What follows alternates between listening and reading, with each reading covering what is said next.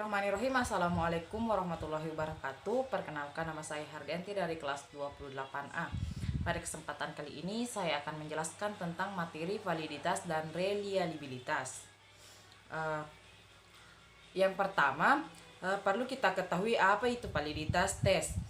Pada dasarnya, istilah validitas berasal dari kata validity, yaitu kesahihan yang merujuk kepada ketepatan instrumen yang mengukur aspek-aspek materi ajar atau aspek-aspek perilaku yang seharusnya diukur.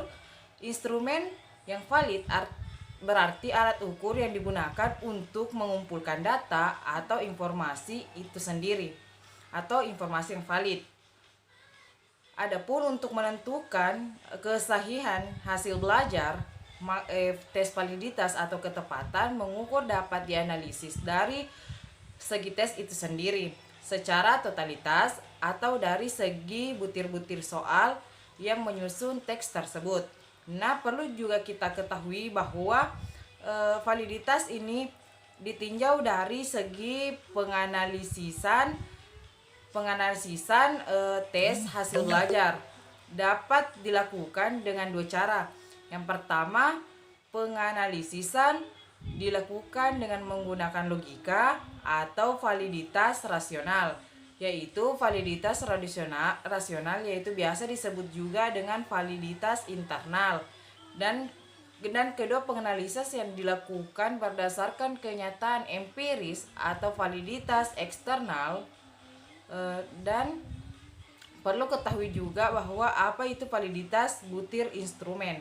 Validitas butir instrumen adalah ketepatan mengukur yang dimiliki oleh satu butir soal dalam mengukur apa yang seharusnya diukur oleh butir soal tersebut. Nah, kita selanjutnya perlu juga kita ketahui mengenai reliabilitas instrumen. Reliabilitas instrumen biasa juga disebut keterandalan atau kemantapan suatu instrumen, yakni sejauh mana instrumen mampu menghasilkan skor-skor hasil asesmen yang stabil dan konsisten.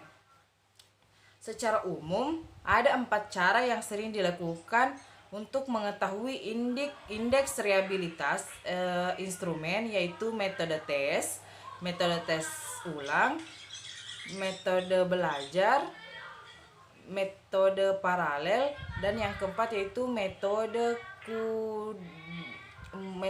Richardson. Yang pertama yaitu metode tes ulang, yaitu digunakan satu jenis asesmen yang dilakukan sebanyak 2 kali terhadap kelompok peserta didik yang sama. Yang kedua yaitu metode belah dua, atau dalam pelaksanaan ini dilaksanakan hanya 1 kali, akan tetapi skor-skor hasil yang diperoleh dibelah 2, dan 1 butir pada nomor ganjil dan 1 butir pada nomor genap. Dan yang ketiga yaitu metode bentuk paralel. Pengujian dengan metode ini menggunakan 2 perangkat tes yang disusun dari ruang lingkup materi yang sama.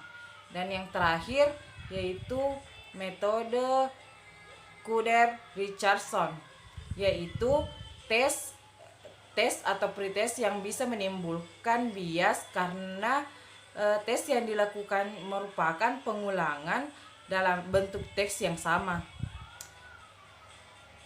Split hal dan paralel adalah kendalanya yaitu dalam menentukan pasangan yang sama.